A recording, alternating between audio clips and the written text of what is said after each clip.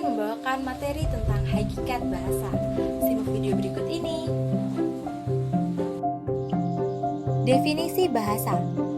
Bahasa adalah sistem tanda bunyi yang disepakati untuk dipergunakan oleh para anggota kelompok masyarakat tertentu dalam bekerja sama, berkomunikasi, dan mengidentifikasi diri.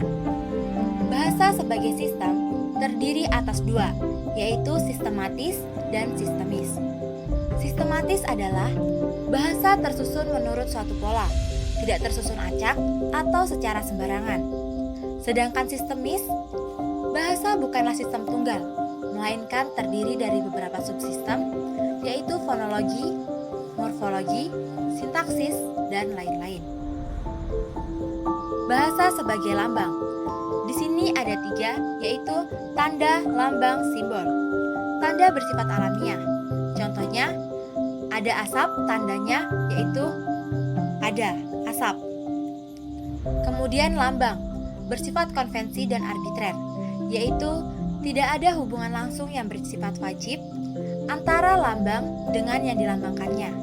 Contohnya, padi kapas melambangkan keadilan sosial. Kemudian sinyal, bersifat imperatif dan arbitrer. Contohnya lampu lalu lintas berwarna hijau memberi sinyal berjalan. Bahasa adalah sistem bunyi. Bunyi melahirkan tulisan dan tulisan melahirkan bahasa. Bahasa itu bermakna. Bahasa adalah sistem lambang yang berwujud bunyi. Sebuah lambang tentu melambangkan sesuatu, yaitu suatu pengertian, konsep, ide, atau pikiran. Bahasa itu arbitrer atau dinamis. Bahasa tidak ada hubungan wajib antara lambang bahasa yang berwujud bunyi dengan konsep atau pengertian yang dimaksud oleh lambang tersebut.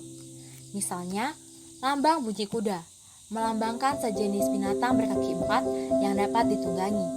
Tidak diketahui kenapa binatang tersebut dilambangkan sebagai bunyi kuda. Bahasa itu konvensional. Semua anggota masyarakat mematuhi konvensi bahwa lambang tertentu digunakan untuk mewakili konsep yang diwakilinya.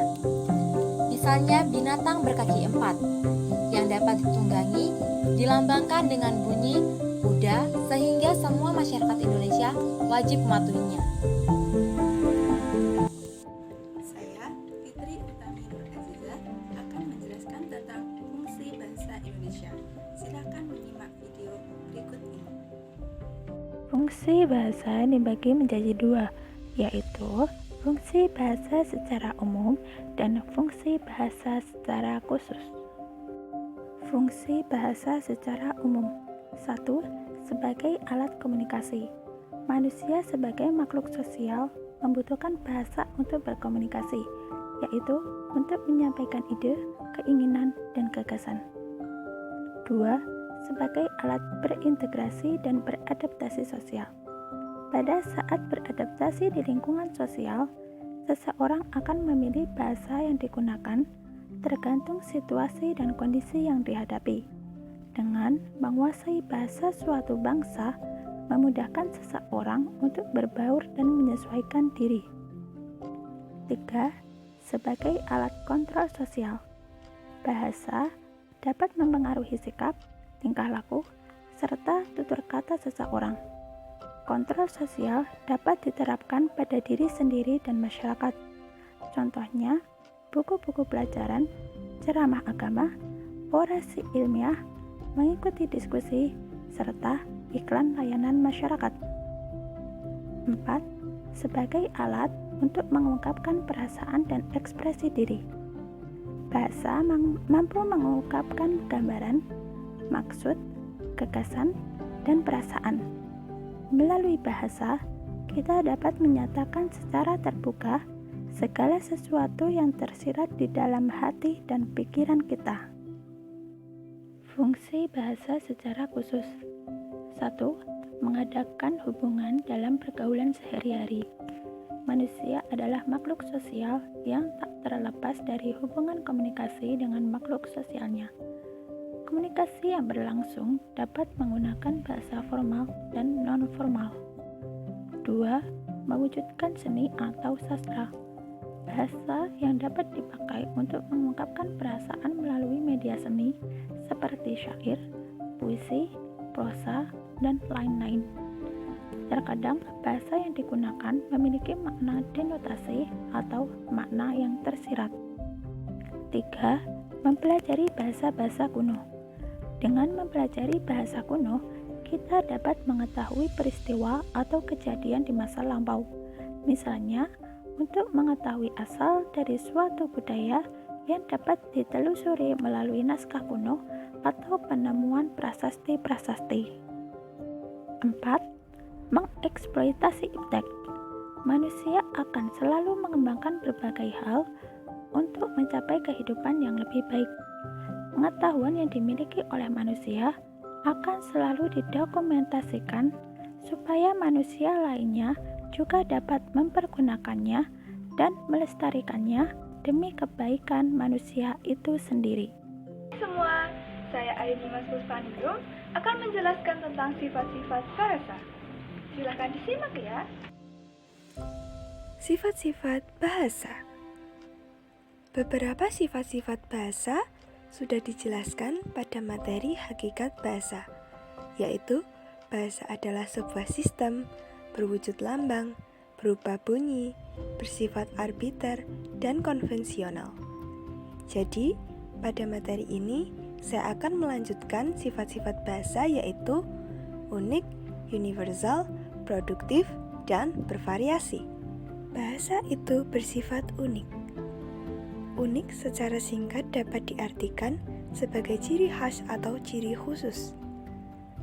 Bahasa bersifat unik artinya bahasa memiliki ciri khas tersendiri pada setiap sistem dan penggunaannya. Ciri khas tersebut berlaku pada semua bahasa yang ada di dunia. Universal. Universal dapat diartikan sebagai sesuatu yang bersifat umum dan berlaku untuk seluruh dunia. Contoh ciri universal pada bahasa adalah adanya bunyi bahasa yang berupa vokal dan konsonan pada semua bahasa di dunia. Produktif. Sifat bahasa yang produktif dapat berarti kemampuan bahasa dalam menghasilkan istilah secara terus-menerus. Walaupun hanya terdiri dari unsur yang terbatas A sampai Z atau 0 sampai 9. Misalnya, huruf yang terdiri dari A, H, N, T, dan U dapat membentuk kata Tuhan, hutan, hantu, dan tahun. Bervariasi. Bahasa itu bervariasi, artinya bahasa memiliki berbagai bentuk. Variasi bahasa ini dibagi oleh syair dalam 3 bentuk, yaitu idiolek, dialek, dan ragam. Idiolek adalah variasi bahasa yang mencirikan perseorangan atau individu. Dialek adalah variasi bahasa yang mencirikan kelompok masyarakat pada suatu tempat atau waktu tertentu yang umumnya dikenal dengan logat. Ragam adalah variasi bahasa yang digunakan dalam situasi, keadaan, atau untuk keperluan tertentu. Ragam bahasa ini dapat berupa ragam bahasa formal dan non-formal. Halo, saya Misbah. Akan saya lanjutkan materi tentang sifat-sifat bahasa. Buah tomat, bunga melati. Selamat menikmati. Sifat-sifat bahasa bagian 2. Dinamis. Bahasa bersifat dinamis artinya bahasa bersifat mengikuti dan menyesuaikan keadaan atau masyarakat penggunanya. Bahasa yang bersifat dinamis tersebut berlaku pada semua sistem bahasa. Perubahan itu dapat berbentuk kemajuan, kemunduran, perluasan, ataupun penyempitan. Itu semua tergantung pada penggunaan bahasa. Alat interaksi sosial. Sifat bahasa sebagai alat interaksi sosial adalah penggunaan bahasa dalam komunikasi antar individu untuk menyampaikan pikiran dan gagasan. Bahasa sebagai alat interaksi sosial merupakan fungsi utama dari bahasa. Jika tidak ada bahasa, maka manusia akan kesulitan dalam berkomunikasi dan menyampaikan gagasan. Identitas penuturnya. Bahasa sebagai identitas penuturnya bermakna bahwa dengan menggunakan bahasa, seseorang dapat diidentifikasi identitasnya, baik dari segi individu, kelompok sosial, hingga asal daerahnya. Contoh sederhana dari bahasa sebagai identitas penuturnya adalah variasi ragam bahasa yang berupa ragam idiolek atau ciri individu, dialek atau ciri kelompok, ragam jurnalistik atau militer yang merupakan ciri profesi. Manusiawi. Bahasa bersifat manusiawi artinya bahasa itu hanya digunakan oleh manusia. Ciri ini sekaligus merangkum semua ciri dari bahasa. Hewan tidak dikategorikan memiliki bahasa sebab dalam berkomunikasi hewan hanya menggunakan gerak isyarat. Hewan tidak memiliki sistem berupa simbol. Nama saya Nada Leili akan menyampaikan materi keempat, yaitu kedudukan bahasa Indonesia di era revolusi industri 4.0. Kedudukan bahasa Indonesia di era revolusi industri 4.0. Bahasa Indonesia berkedudukan sebagai bahasa nasional dan kedudukannya berada di atas bahasa-bahasa daerah. Bahasa Indonesia sebagai bahasa negara sesuai dengan Undang-Undang Dasar 1945 Revolusi Industri keempat yang melibatkan sistem siber.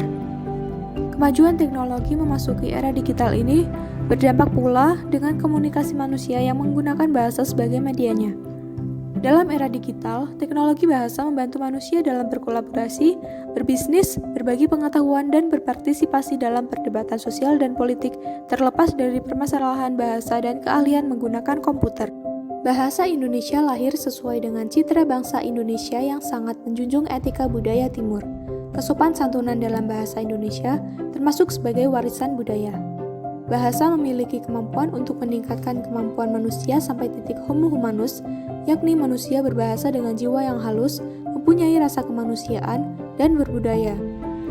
Bangsa Indonesia yang terdiri dari multi-etnik, maka fungsi bahasa sebagai alat komunikasi dan interaksi antar masyarakat. Dalam situasi ini, bahasa Indonesia dapat mewujudkan rakyat yang dapat beradaptasi pada perubahan dengan tetap menjunjung tinggi kebudayaannya. Dengan demikian, dapat disimpulkan bahwa bahasa Indonesia di era revolusi industri 4.0 ini sangatlah penting kedudukannya dalam berbagai bidang.